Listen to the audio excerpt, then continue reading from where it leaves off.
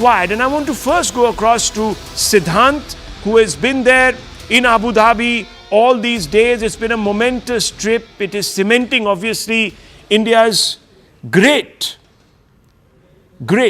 friendship, emerging, geopolitically significant friendship with the UAE. But more than that, it is projecting pluralism that defines India into another expanse of the world. So Siddhant, just talk us through why this temple is so special. Why is it being talked about?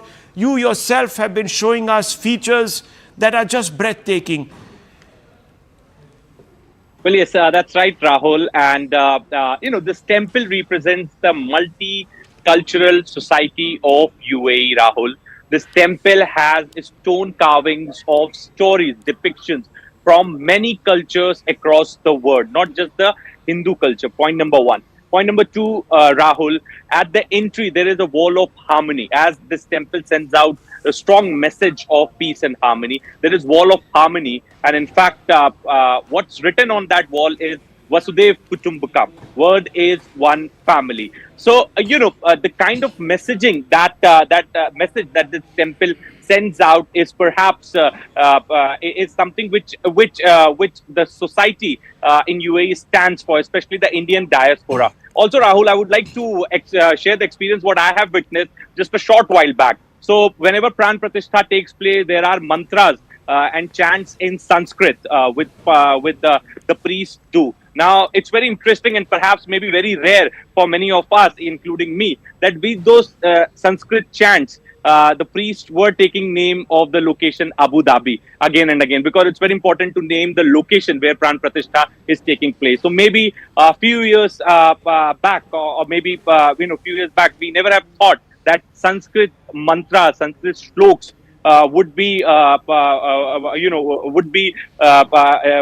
spoken out during the puja by taking the name of Abu Dhabi on a loudspeaker, and even bhajans are being played on a loudspeaker from BAPS Temple in Abu Dhabi. This is a cultural district where we are reporting from. So this is unprecedented, something which one would have never thought about. And that particular dream has come to reality. The dream which Pramukh Swami Maharaj saw in 1997, Rahul, in Sharjah, that there should be a Hindu temple in Abu Dhabi. And when his Dattak Putra, Pradhan Mantri Modi, Prime Minister Modi, comes to power, the first thing he does is getting the land allocated for BAPS Temple. Perhaps that is the contribution and the tribute that Prime Minister gave to his guru and father figure, Pramukh Swami Maharaj, in 2015. And today, we are seeing that dream turning into a reality when the Pran Pratishtha is going on, or perhaps the mandir is officially inaugurated, Rahul. So it's a historic day. And Rahul, we all are aware of,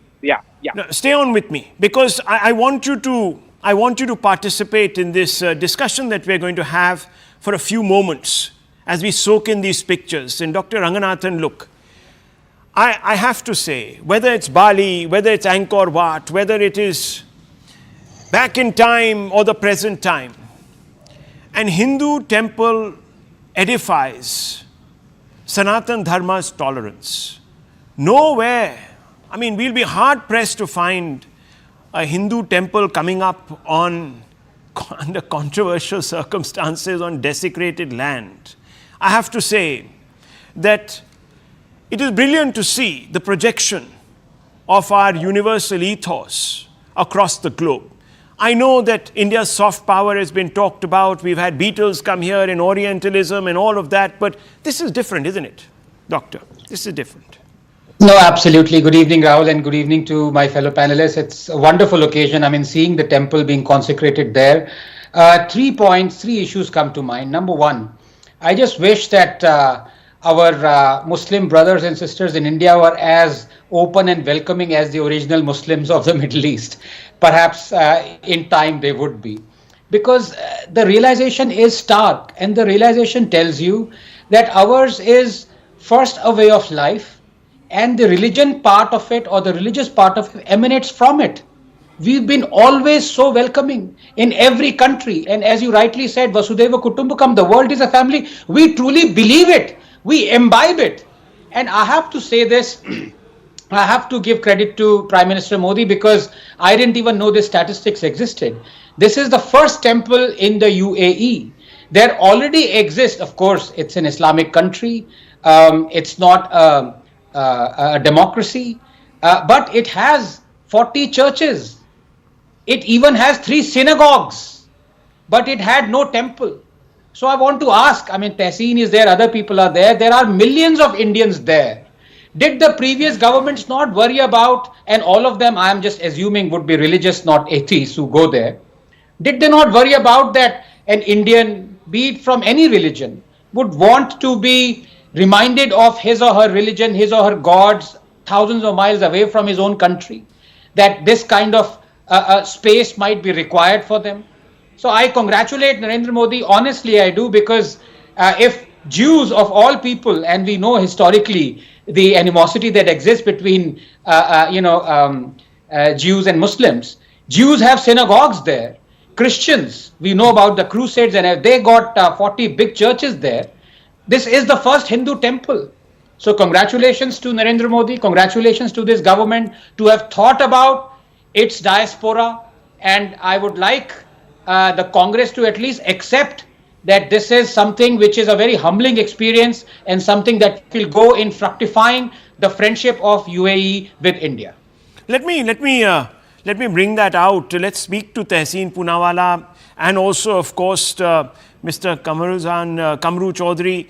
Mr. Kamru Chaudhary and Tehseen, both of you are there. Very open-minded, progressive Muslim brothers of ours. Can we say today with authority that Prime Minister Modi has become a diplomat for India's universal Sanatan Dharma? Kamru Chaudhary. You know, the Congress has leaders that have, that wear the Janeu and they proudly sort of flaunt it, but in his own quiet way. Mr. Modi seems to have become really the torch bearer of, and I'm not making this religious. Please understand, this is in a more sort of spiritual, guiding light sort of way. For all things Indian, for all things Bharatiya, you also subscribe to the Bharatiya culture. Whether it's yoga, whether it is spirituality, whether it is food, whether it is dress, I've never seen Mr. Modi sort of affect, wear affectations, Western affectations when he is meeting with other world leaders. He carries his culture with him. And he's also brought back Indian culture, which, previous governments have not been able to do, back to India. So there has been a huge confluence, isn't it? Rahul, first, before coming to your point, let me just bust the lie that Anandji has just now spoken on national television. This Swaminathan Mandir is not the first mandir that existed in the United Arab Emirates. In fact, there is a Krishna Haveli temple which was built by Uttam Chand Bhatia in 1936 out of a land that was allotted by the Amir at that time. No, he's talking about Abu Dhabi, sir. He's talking about Abu Dhabi. No, you can, I'm not. No, he's not talking about the UAE. He's talking about Abu Dhabi because that's where the temple is being built. Rewind that. Can you please rewind it? Sir, I can't rewind it. Live TV can't be rewound. So it's my word versus his word. You can check it. Let Dr. Ranganathan, what's he saying in his defense? Okay, let's very quickly. No, you can. He's talking about Abu Dhabi. I don't. He's talking about Abu Dhabi. Okay, sir. He's clarified. He's talking about Abu Dhabi. Get to the point. Don't nitpick. Whether he has spoken a lie or not, let the viewers decide. I leave it to the. Full marks to you. What should I send you? My super point out there. Now come to the basic point, Rahul. Forgive the noble their minor trespasses, sir. It can happen. The man meant it in the. He meant it. He did. He's not intentional, sir. He talked about. But it is because of Narendra Modi ji that UAE has donated land. But I'm not coming to the point out here. The Middle East countries, they spoke up in unison against whom? Against a fringe spokesperson as the BJP government designated Nupur Sharma. Now this same Nupur Sharma is living the life of a prisoner in her own home. It cannot get worse than that. Whatever may be the issues involved. Now you got the issue of the Qataris being Qatar releasing our ex-Navy personnel. Now there is a big business deal behind it. A 78 Kamru billion Chaudhary, one deal. second, one second, one second. Now let me no, finish Kamru my point Chaudhary, of no, view, 1 sir. minute. Now I have to ask you this question. Since you are trying to get into this space of being sort of the nitpicker, the fact checker, let me ask you a question. Should India have diplomatic relations with China? Why not? Why not? Do you know what China does to its Muslim population? Do you know No, where those I'm not- Muslims are? Then will India give them a CA for the Chinese population? No.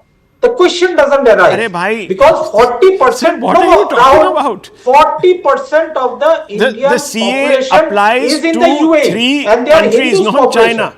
Now, the point no. is, Kamru Zaman Chaudhary, you said that Nupur Sharma is the real symbol of the BJP today. What can be more shameful than that? That's what you are saying, right?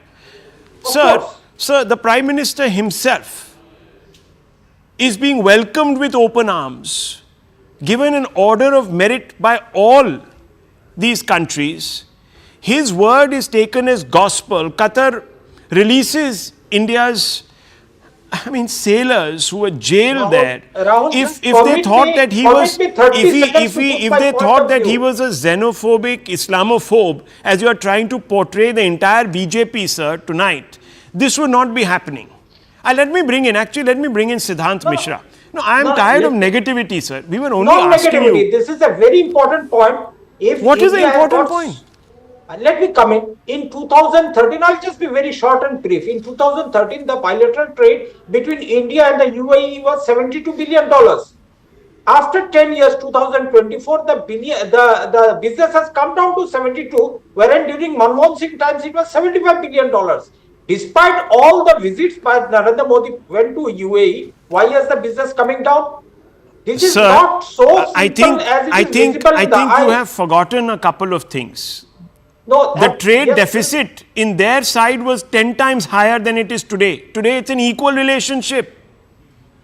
Rahul, Please I doubt understand, if you have gone through the- India is one of, the Gulf has become number 2 export destination for all Indian goods in the last 5 years. It was Not never in the last case. 5 years.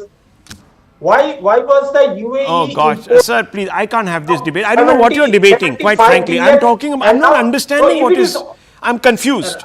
I'm actually Rahul, confused, but because you viewers don't just look want at to those hear pictures. The other point of view. I am hearing the other point of view. I asked you about a spiritual issue. You're talking about trade. I don't know. Anyhow, Mr. P.K. Basu wants to come in.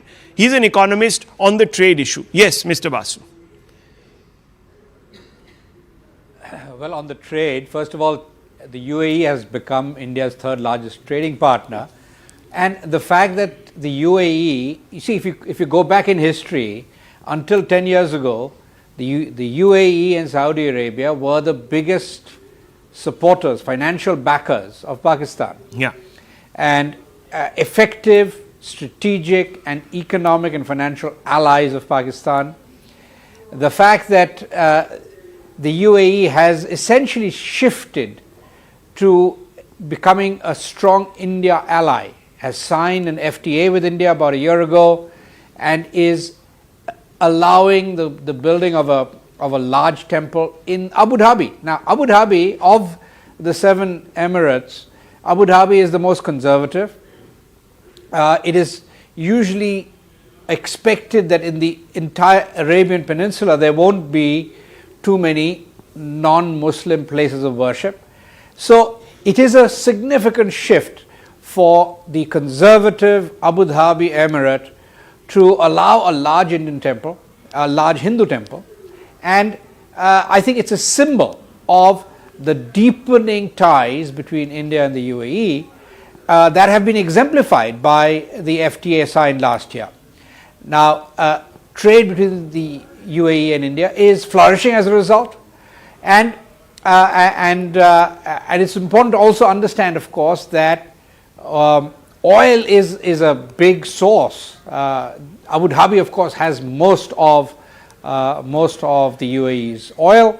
Yes. India is a significant buyer of that oil, but in addition, the UAE imports a lot from India, and if we deepen that relationship, then of course there'll be substantially greater imports of all types of goods into the UAE, and the UAE can become a hub for India's exports to the entire Gulf Cooperation Council. It's also important to understand that the UAE was called the Trucial States. It was a British protectorate, as was Kuwait and Bahrain and all of these countries. And as a result, they have Christian places of worship. They have churches that have come down from colonial times. Yes. But the fact that the most conservative of absolutely, I think one has to Emirates accept the fact that the Prime Minister's diplomacy's transformation has been. I'm sure Tehseen will come in. Dr. Ranganathan, you're wanting to make a point. I want to bring in Tehseen right after. I think we lost him. Siddhant is also standing by. Yes, Doctor. No, very briefly, just to correct myself, because inadvertently what I meant was Abu Dhabi, as you correctly said. This is the first temple in Abu Dhabi, as Dada also mentioned, fairly conservative place. It already has a synagogue as well as churches. So it never had a Hindu temple. And if I'm not mistaken, although Kamruji is frantically Googling to see if I'm correct on this or not, 700,000 Indians are resident of Abu Dhabi. Kamruta, please check this. In case I'm wrong, I will apologize to you also. The fact of the matter is that for so many years and decades, they had not a single place of worship to go to. And these places historically are the center for the community, expat communities to come together to interact. So my simple question to the people before Modi, they keep branding him, calling him anti-Muslim, and all those things, butcher and everything. Here is a conservative Islamic country that has allowed, on Modi's request, a temple to be built where no temple existed, for Indians to go and interact there and mingle there. Is that not a good thing? That's the bottom line. Huge holes have been punched in that narrative today. Tehseen Poonawalla, Siddhant Mishra is also there. Tehseen Poonawalla. This is, the greatest calumny. Communalism, rampant, all of this, completely shattered today. Completely. Let's face it. The Prime Minister is the most credible ambassador for Bhartiyata. He's been welcomed from the UAE, Bali. He goes to Canada, he goes to UK, he goes to America, he goes down to Australia, he goes to the Antipodes, he goes to Brazil. He's a preeminent ambassador. He's been to places where no Indian Prime Minister has been. Accept it. Good evening, Rahul. Thank you so much for having me. Nishad, you answered a very happy Vasant Panchami to you, to all the fellow panelists, and to all the viewers. Yes, the Prime Minister's outreach to the Middle East in particular, and I've said this on your show earlier, has been fantastic. We must give our Prime Minister credit where it's due. So the Middle Eastern relationship, I agree with both my dear friends, Dr. Anand Ranganathan, my older brother, and the economist, Mr. Bose, that yes, India's relationship has grown significantly stronger with the Middle East. Yes. But also, I'm very gracious of Dr. Anand to concede that it's not the first temple in the Middle East. In fact, several temples which existed, of course, he's speaking about Abu Dhabi. Prime Minister Manmohan Singh time, there were several lands that were allotted for temples to come up. So that has also been an established fact. Now, let's come to the issues that both Kamruji and I raised with our Prime Minister. Now, one, we are not anti our Prime Minister or anti our country. So where he does well, we praise him. When we see countries like the Middle Eastern countries, the most conservative regions, today opening up and becoming liberal. For example, in Dubai, pork is easily available. I'm not making that a barometer of liberalism. And when you see hate in India being spewed domestically, that's only critical of the BJP and some of its members.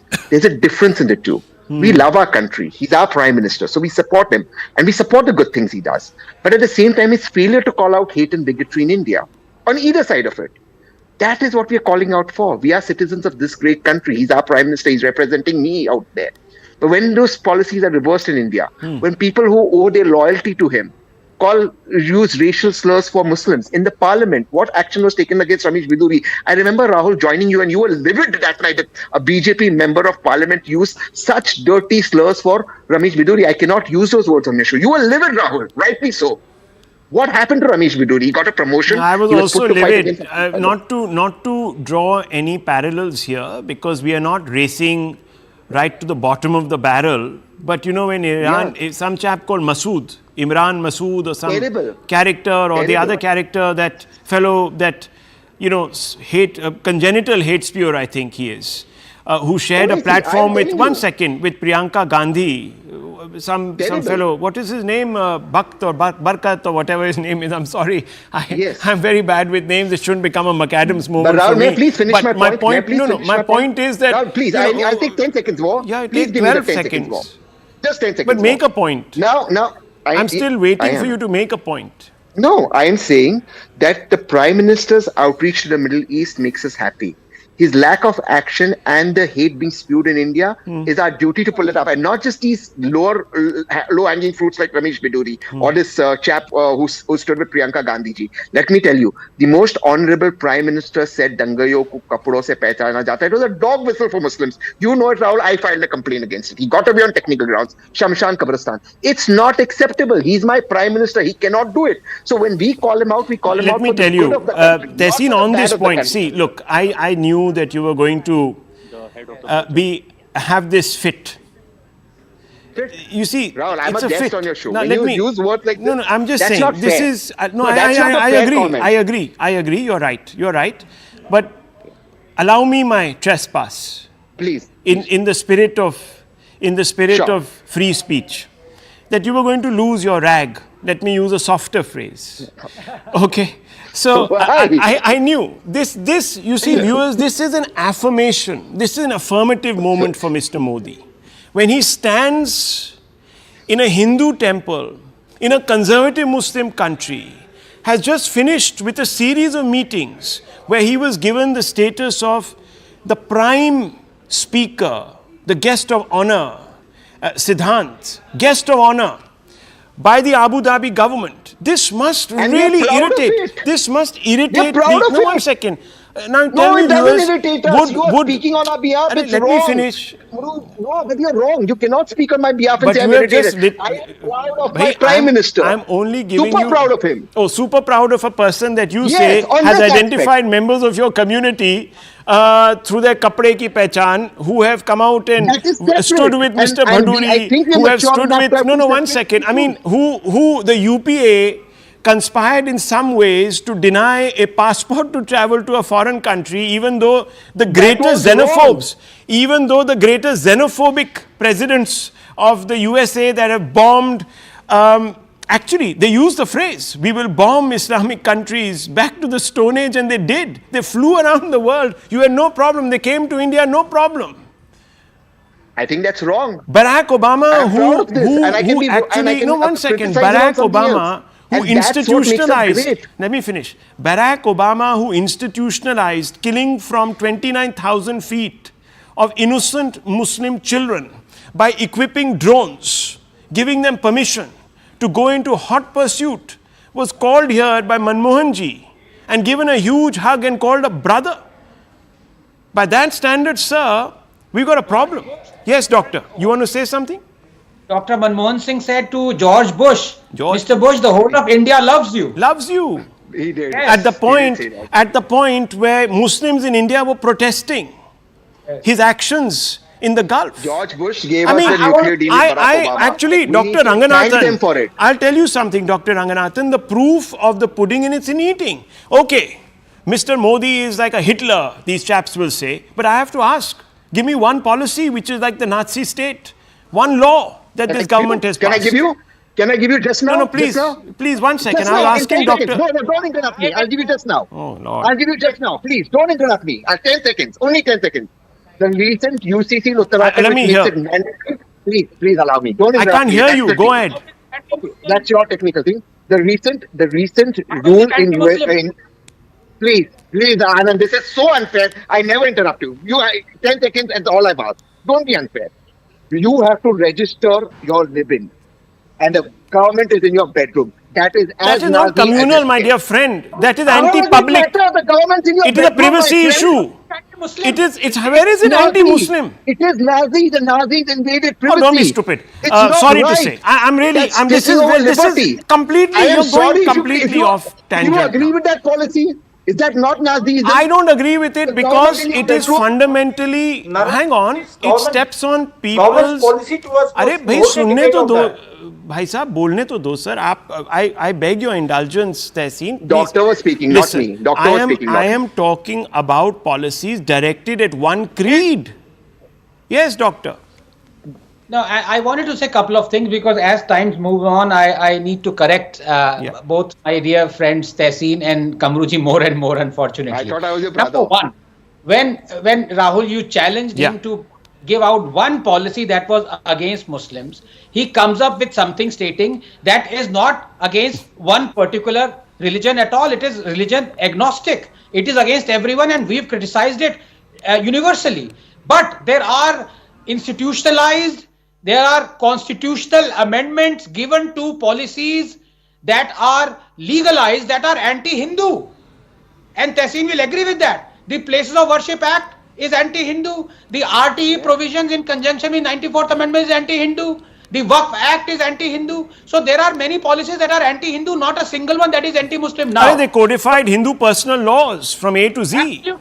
Absolutely. But here I want to say something. May I please reply? Just to sour this beautiful moment, Tehseen brings in selectivity. You know that BJP is doing this out here, anti-Muslim. I can give you more examples of anti-Hinduism that has been perpetrated by the Muslim mobs, including the Congress. Right now, do you, Tehseen, I don't know whether you've condemned it or not, but has Rahul Gandhi condemned the despicable acts by Muslims in a province of Bengal, where Miss Priti Rani has come out and said the things that are unspeakable crimes have happened in Sandesh Khali. Another lie from Anand. Okay, let me go across. Big lie, Even because the the High Court Muslims has were You see, not viewers, allowed this is successfully. okay. Let me Muslims were step in not- here. Let him correct us. Let me step in No, here. Let me no. step in here. The court has also now asked for a report. Now, viewers, you see, I'll tell you. If one particular community and their women folk in this country complain of an outrage, it is taken very seriously. I have been tweeting, viewers, for the last 2 days on a case.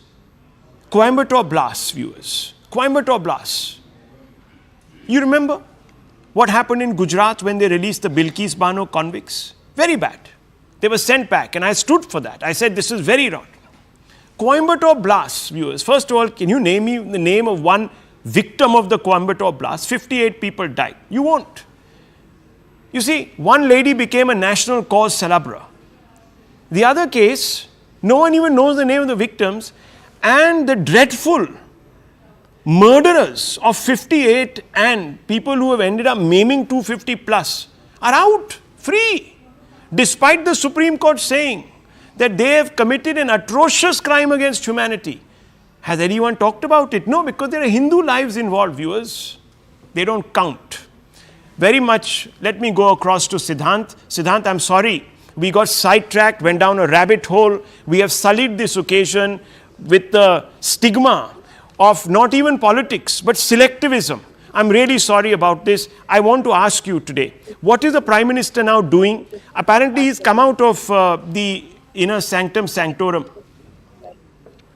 Well, Rahul, he's being accompanied by Brahma Bihari Das Maharaj, and he's taking a tour of temple right now. And in a meantime, when you people were discussing all this, I was listening to the bhajans being played in the deserts of Arabia. That is very rare for a person like me. It's desert all around, and the bhajans are being played on loudspeaker. And there is no difference between Ayodhya and Abu Dhabi today. Trust me, Rahul, I was present at the time of Pran Pratishtha of Mandir in Ayodhya, and I'm fortunate enough to be here in Abu Dhabi also to witness this day, and I could see no difference at all. And that is perhaps that is because of the cultural outreach of Prime Minister Modi. And also, Rahul, as I've been saying, that this is a historic day. That there have been temples in UAE, but at the level of Prime Minister, after an intervention, temple coming up, land being allocated,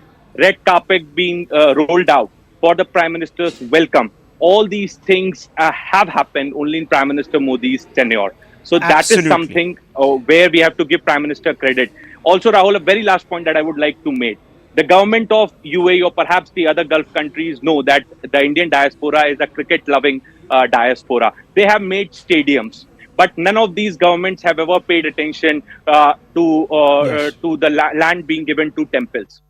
So, you know, the sport aspirations were addressed by the government, but the cultural and religious aspirations were never addressed on this scale, the way it is happening there today. You go, viewers. And for this, we have to give I have to give credit to the Prime Minister and his growing credibility in these countries, Muslim countries, viewers.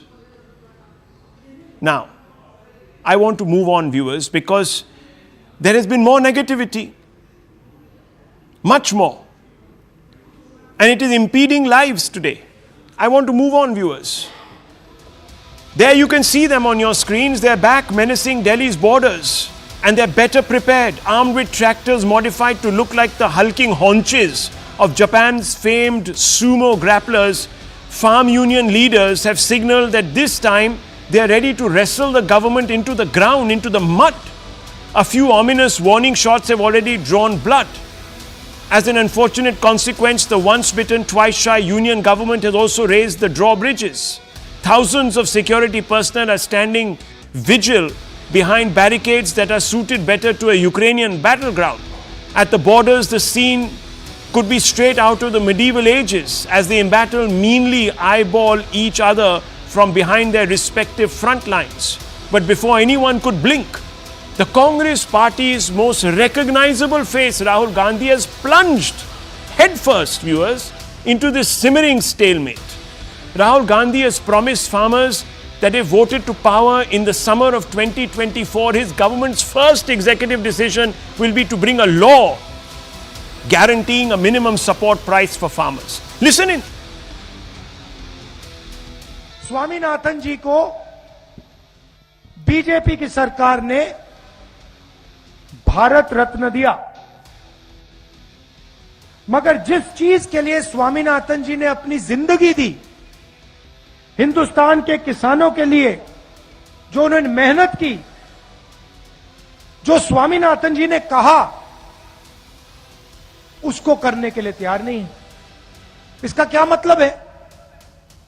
Swaminathan जी ने अपनी report में साफ कहा है कि किसानों को legal right MSP की मिलनी चाहिए। वो बीजेपी की सरकार नहीं कर रही है। तो मैं आपको यहां जो खारगे जी ने कहा उसको दोहराना चाहता हूं कि इंडिया की सरकार आएगी तो हम एमएसपी की गारंटी हिंदुस्तान के किसानों को देंगे। जो स्वामीनाथन रिपोर्ट में लिखा है वो हम पूरा करके आपको दे देंगे। और ये हमारी शुरुआत है। हमारा मैनिफेस्टो बन रहा है, उसमें हमारा डिस्कशन चल रहा है। ये हमने आपको सिर्फ पहली बात बोली है, इसके आगे भी हम अपने मैनिफेस्टो में किसानों के लिए, मजदूरों के लिए काम करने जा रहे हैं। Viewers, the Gandhi scion who sees himself as the messiah of social justice didn't bother to think why his own party's manifesto, the 2019 manifesto, and erstwhile government UPA stopped short of endorsing similar recommendations in 2010. Guess from whom, viewers? Dr. Swaminathan. Viewers, it's bizarre, but the unions are demanding enact a law to guarantee MSP. Rahul Gandhi, probably confused, thinks it means maximum subsidy politics, has come out and said, yes, I'm there, I'm going to give it to you. He said it will be the first policy decision of the Congress if voted to power. But why can't the Congress be trusted? Why can't Rahul Gandhi be trusted, viewers? In 2010, in response to starred question in Rajya Sabha, UPA rejected Dr. Swaminathan Commission recommendations, saying, quote, prescribing an increase of at least 50% on cost may distort the market. A mechanical linkage between MSP and cost of production may be counterproductive in some cases, unquote. Indeed, let alone backing a law guaranteeing MSP, the UPA steered by the economist extraordinaire Dr. Manmohan Singh wasn't even ready to accept the proposal to hand out, quote, increased support price of at least 50% on cost as that may distort the market, unquote. In fact, viewers, the Congress did not even honor its promised payouts under MSP to farmers. Here are more numbers. the budget estimated in 2010-2011 to pay out 40,100 crores. Viewers, that was supposed to be the MSP expenditure. The UPA ended up 5,000 crores short. In 2011-2012, again 40,000 crore was budgeted expenditure.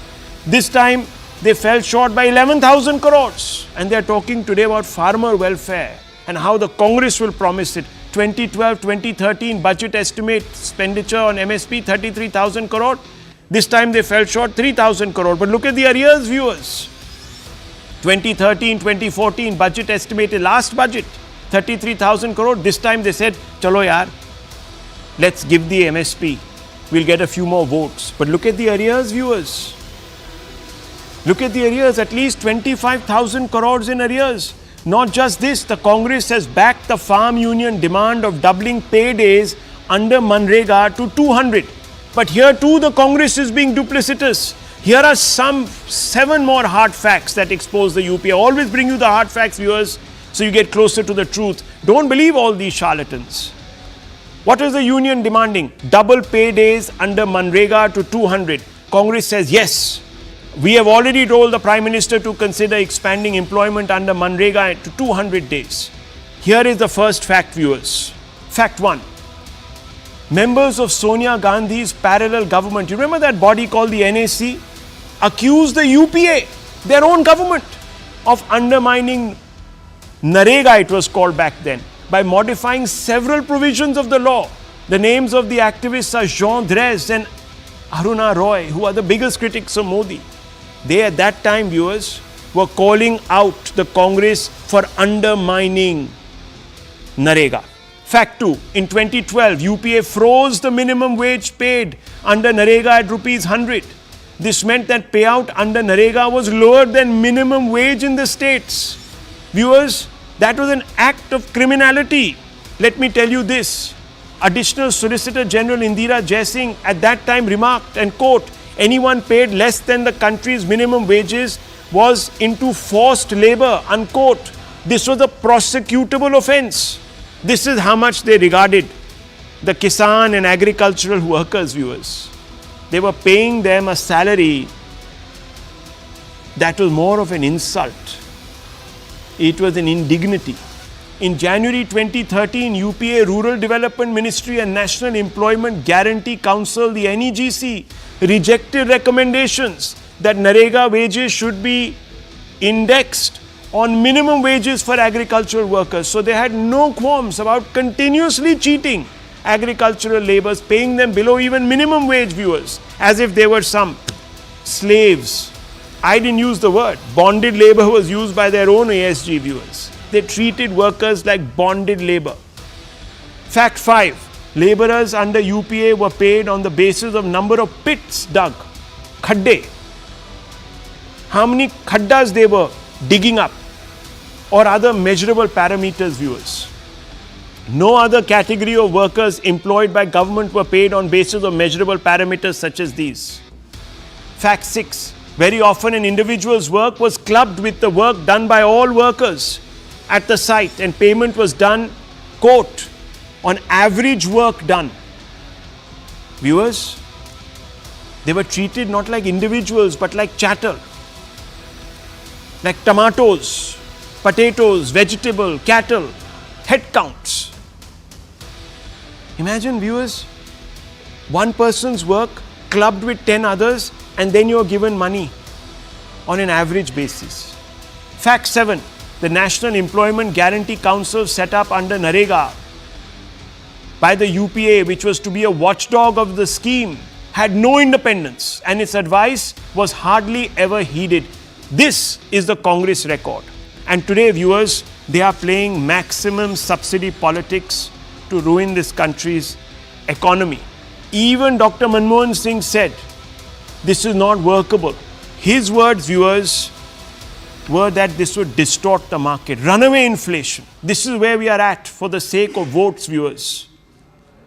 And I want to today ask Tehseen Poonawalla, put your hand on your heart and say that Dr. Manmohan Singh knew less economics than the good Dr. Rahul Gandhi. You tell me, if Dr. Manmohan Singh thought that this was going to distort prices, push runaway inflation, warp the fiscal deficit. Who am I to believe? Thank you, Rahul. I hope you don't interrupt me, No, because never. I've continuously been interrupted. I'll be very, very brief. I'm glad you take Prime Minister Dr. Manmohan Singh, one of the wisest Prime Minister this country has, his words seriously. He also said that the current Prime Minister would be a disaster. Words have turned prophetic. Point number two, what you have failed to mention with a lot of respect is, in 2011, the Chief Minister of Gujarat, in a working group letter addressed to the then Prime Minister of India, the great Dr. Manmohan Singh, asked for a legal guarantee on MSP. He gave that in writing. Also, while campaigning, he promised that not a single mandi in this country is giving MSP at C2 plus 50%. Not a single mandi. 60,000 crores was waved off by the Manmohan Singh government. This government hasn't done that. And lastly, Rahul, whether we agree or disagree with the farmers' issues, that's a separate issue. We can discuss the economics, and I'm ready to discuss that. What's unacceptable is these farmers are being bombed by drones that are throwing tear gas at them, and they're being shot at. Their eyes are being hurt. That is unacceptable in a democracy. If they want to come to Delhi and protest peacefully, they don't want to block the roads. They want to come to Delhi and protest peacefully.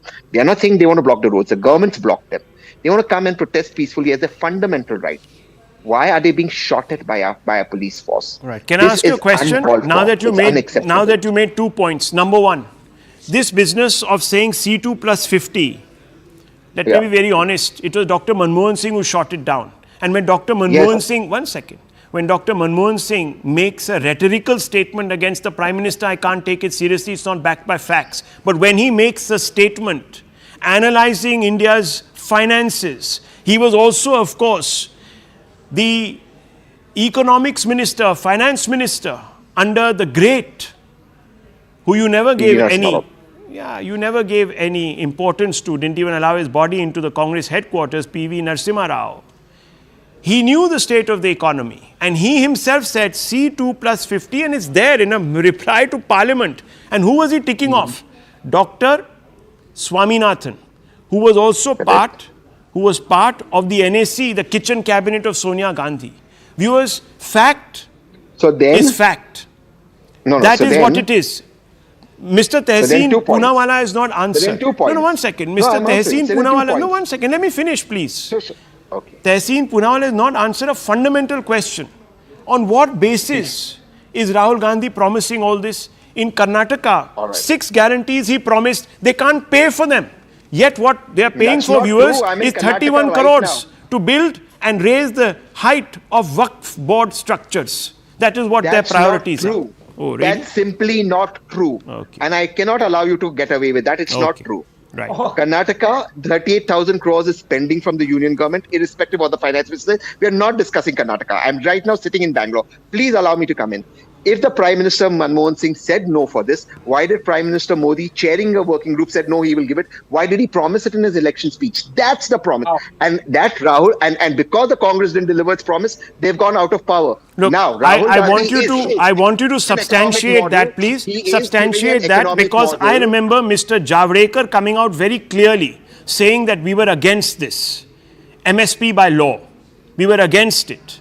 So one second. No. Let me bring in the economist, Mr. Prasenjit K. Basu. Well, let me bring in Prasenjit K. Basu. He promised it in 3 states, including Prasenjit K. Basu. First of all, you can't promise this on state. You can't do this. You have to have a central law. Please understood. Please understood. Okay. Prasenjit, yes. Dr. Ranganathan also wants to come in. Let's open this up. Dr. Ranganathan, okay. You take the floor first. You've been raising your hand. Okay, go. Yeah. So sorry, Prasenjit. I'll be very brief because. Number one, the moment you expose the hypocrisy of the Congress by talking about Dr. Rahul Gandhi, an economist, better than Dr. Manmohan Singh, Tehseen immediately shifted the goalpost saying that, look, Modi was a hypocrite. I'm not concerned with that. Yes, every politician is a hypocrite. But I want Tehseen to say that Rahul Gandhi should say that Dr. Manmohan Singh was wrong in rejecting the recommendation of the Swaminathan Commission. I want Rahul Gandhi to say that Dr. Manmohan Singh was wrong in having the new pension scheme and rejecting the old pension scheme. I want Rahul Gandhi to say that the Congress government even though it cannot dictate at the state level the MSP, it has something called the SAP, State Advisory Price. I want him to say, why is the SAP for sugarcane and other grains in Punjab was lower than that in UP? If you were so concerned about the farmers, so much so that Congress leaders were castigating the Congress chief minister, saying that our SAP is lower than the other states' SAP. So enough of hypocrisy and goalpost shifting, Tehseen. Let us admit to this. You made blunders. You institutionalized Swaminathan Commission. You did not follow it. And now you are blaming Modi for it. And let me also... Actually, they followed One second. Let me just step in. Please, let me step in. There are other speakers and I have 2 minutes on this show. Please, let others also speak. And now let me tell you, viewers, the Prime Minister in 2022 set up a committee to look into all these issues, including 2 more. He invited the farmers, the same group. They didn't come. Now a splinter has landed up outside Delhi. Why didn't they come for all this time, viewers? They have not attended one meeting that raises questions. PK Basu. Show me one invitation. PK Basu. Of course the committee was set up. They called everybody. Where did they invite? Who did they invite? Well, oh, come on, Tehseen, please don't be such an... don't be so obdurate, for God's sake. Okay, I have to wrap up, unfortunately. We run out of time. 1 minute. I've run out of time, but I'll be right back. 1 second. I'll be right back after this break and we'll bring in Mr. PK Basu in just a few moments. Viewers, just a short break. We'll be right back.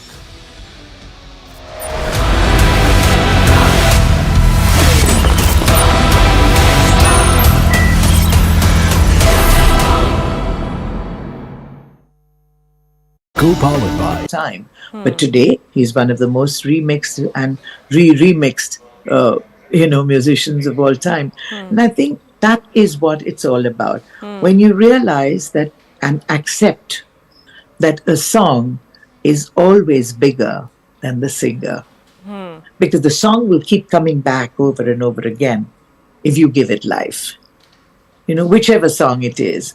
Like, how can something like, say, Hotel California, or Can't Buy Me Love, or I Can Get No Satisfaction, or all these old songs, how do they, they're all my contemporaries, okay? So joining us on TBC next is everybody's favorite, certainly one of my favorite. She remains ageless and how, she remains timeless and how.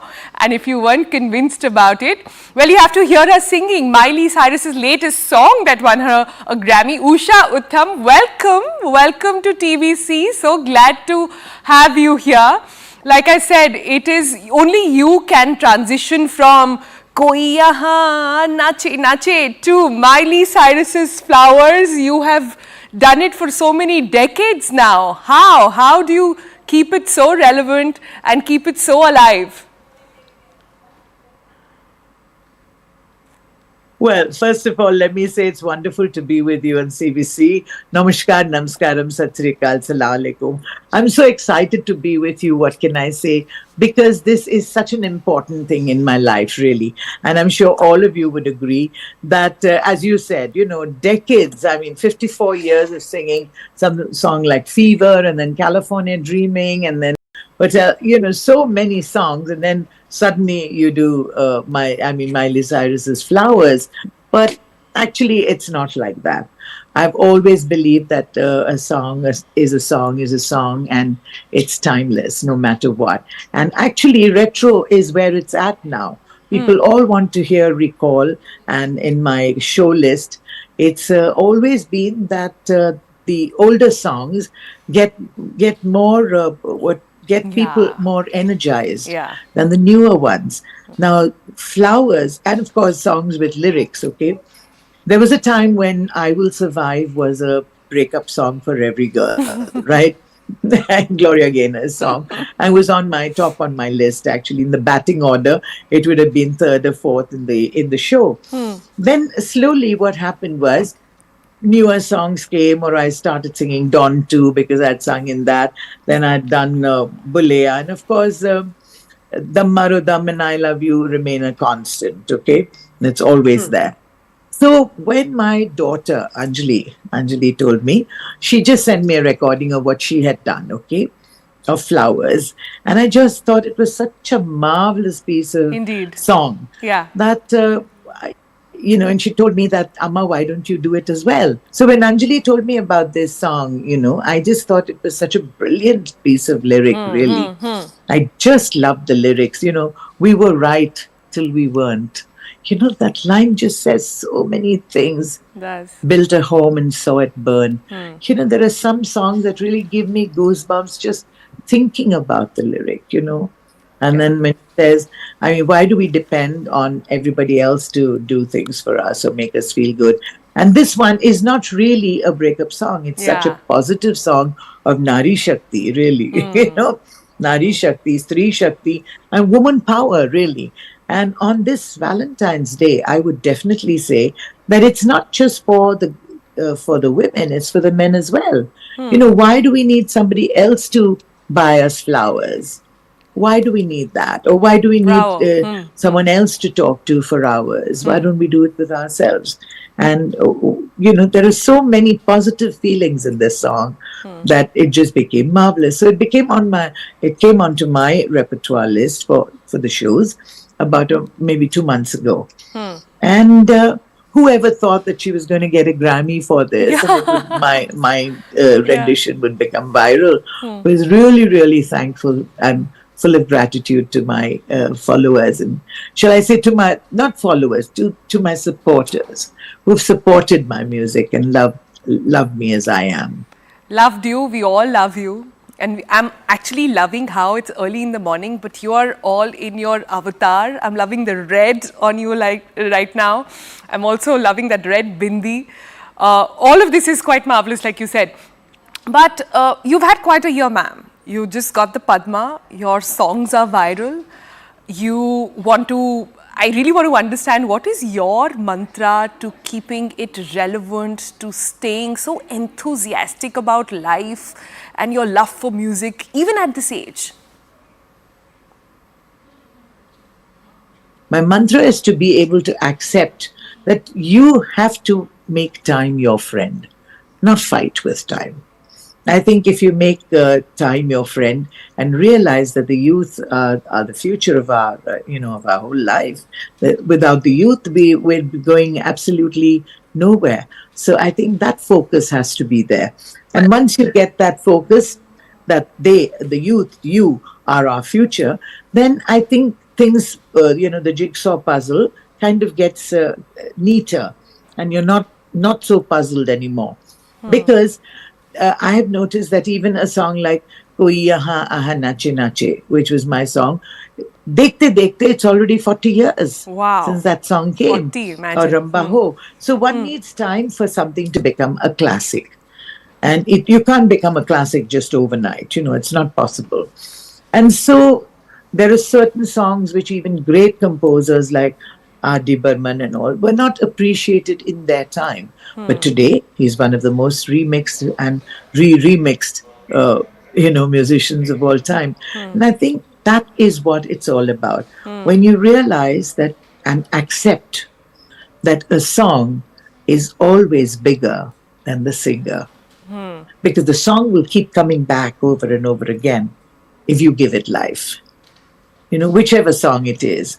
Like, how can something like, say, Hotel California, or Can't Buy Me Love, or I Can Get No Satisfaction, or all these old songs, how do they're all my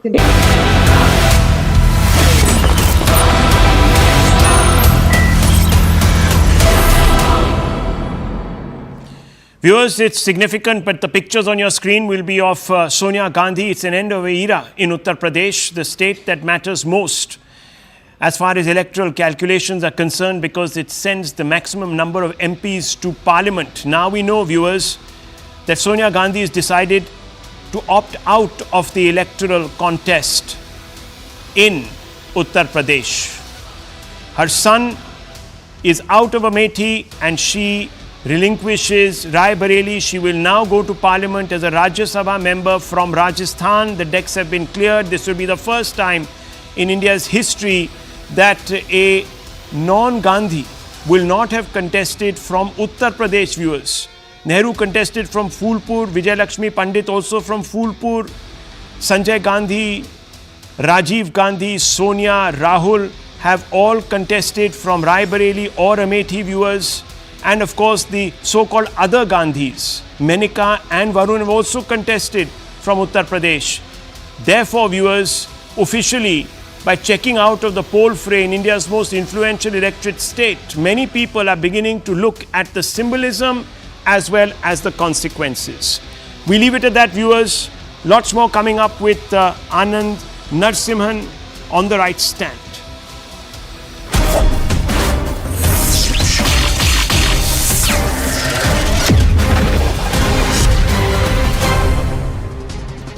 Namaste, Jai Hind, and welcome to this edition of The Right Stand. I'm Anand Narsimhan. Prime Minister Narendra Modi has inaugurated the first Hindu temple in the UAE, the United Arab Emirates, and this is the BAPS Temple in Abu Dhabi. It was on the 5th of April 1997 that Pramukh Swami Maharaj first envisioned the vision for a Hindu temple in the UAE. It was on 10th February 2018 that the Abu Dhabi Crown Prince Sheikh Mohammed bin Zayed Al Nahyan gifted land for the construction of the mandir. On the 20th of April 2019, the foundation stone was laid by Mahant Swami of the BAPS.